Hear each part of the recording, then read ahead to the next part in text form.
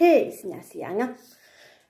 Mulla on tällainen juttu. Mulla on uusi tingi. Minä teen reenisisältöä. Ja mä kerron myös, mitä mä olen ostanut. Otetaan, mä tänään kävin kaupassa, niin mä ostin niinku tällaisia niinku huomisella. Ja täällä on auennut vähän. Mulla on niinku tomaattia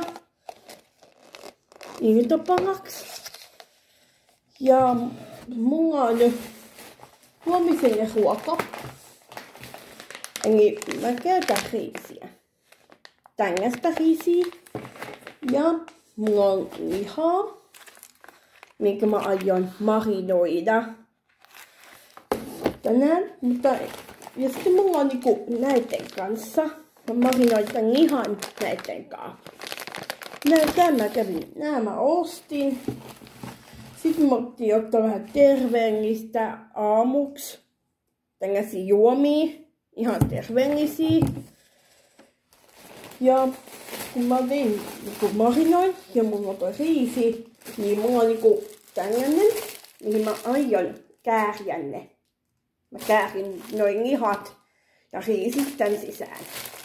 Et tulee rullia. Sitten mä ostin niinku tällaisia tänne päivänä, tai ritalma huomisenkin, et mustikoita.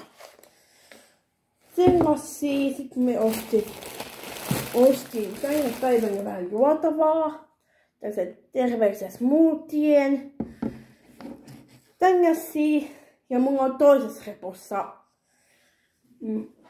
reppukassi, mikä onkaan.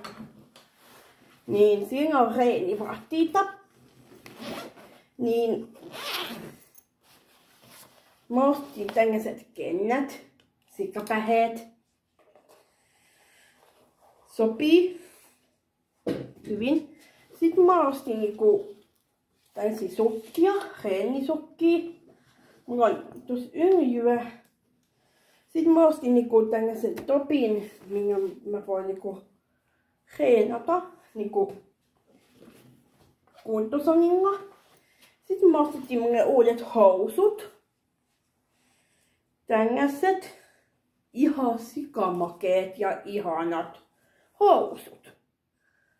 Sopii hyvin. Ja tällainen video tällä kertaa. Ja se on moido.